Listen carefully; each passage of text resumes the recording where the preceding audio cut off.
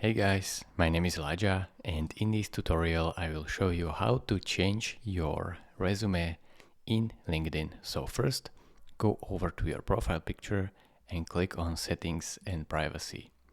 Now this will take you to this page, and what you want to click is Data Privacy. Click on that. Then scroll all the way down until you see Job Seeking Preferences.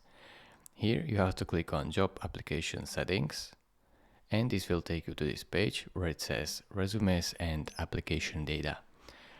There should be your first resume, so click on it and delete it, and then simply click on Upload Resume and upload new one.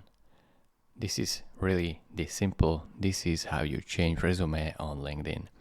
If this video was helpful to you, consider subscribing and liking this video, and I will see you in the next tutorial. Bye bye.